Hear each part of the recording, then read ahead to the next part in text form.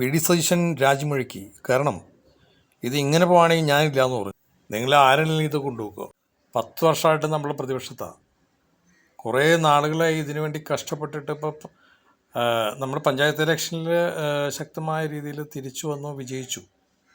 ഇതിനൊക്കെ ഒരുപാട് കഷ്ടപ്പാടും ദുരിതമുണ്ട്. ഉപതെരഞ്ഞെടുപ്പ് നമ്മൾ വിജയിപ്പിച്ചു.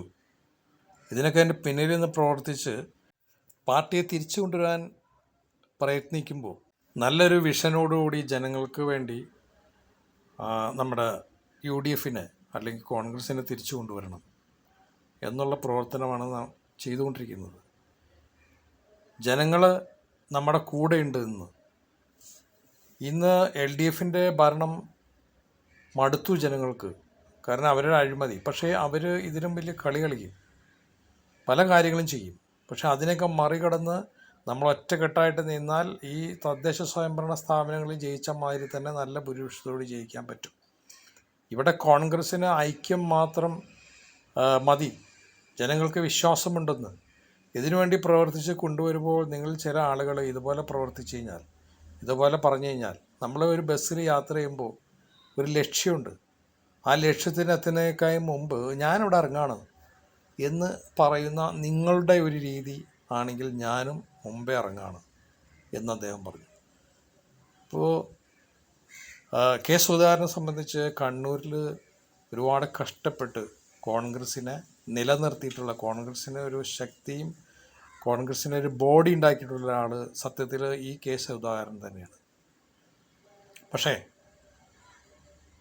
ഒരു MP മാരും മത്സരിക്കേണ്ട എന്നുള്ളതാണ് നമ്മുടെ തീരുമാനം. പക്ഷേ കെ സുധാകരന് നമ്മൾ മത്സരിക്കാനുള്ള ഒരു അവസരം അല്ലെങ്കിൽ ഒരു സാധ്യത അവിടെ ഈ സാഹചര്യം ഉണ്ടാക്കി കൊടുത്താൽ വീണ്ടും പല ആൾക്കാരും വരും.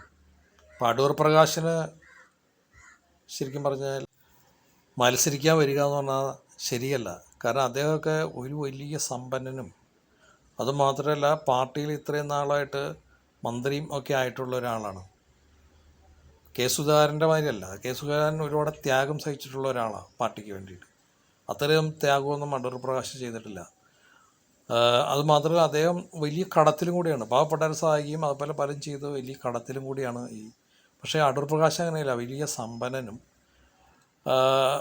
ഒക്കെ ആയിട്ടുള്ള ഒരു വലിയൊരാളാണ്. അപ്പോൾ അദ്ദേഹം വേഗം ചാടി വരാണ് ഞാനും മത്സരിക്കാൻ പറ്റുന്നു പറഞ്ഞിട്ട്. എന്ത് മോശകരമായ കാര്യം അത്. ഇങ്ങനെ പോയി കഴിഞ്ഞാൽ ജനങ്ങൾ നമ്മളിവിടെ നിൽക്കില്ല. എനിക്കൊരു വിഷനുണ്ട്, എനിക്കൊരു ഉദ്ദേശമുണ്ട്. ഇത്ര സീറ്റ് കിട്ടി പാർട്ടീനെ വിജയിപ്പിക്കണമെന്ന്. അതിന് തടസ്സം നിങ്ങൾ നിൽക്കുകയാണെങ്കിൽ എനിക്കിത് ഈ തോണി തുഴയാൻ, ഇതിൻ്റെ അമരത്തിരിക്കാൻ താല്പര്യമില്ല എന്നുള്ള രീതിയിൽ ശക്തമായിട്ട് വി ഡി സതീശൻ കഴിഞ്ഞ മീറ്റിങ്ങിൽ പറഞ്ഞു. ഇത് ഹൈക്കമാൻഡിനും ഈ മെസ്സേജ് പോയിട്ടുണ്ട്.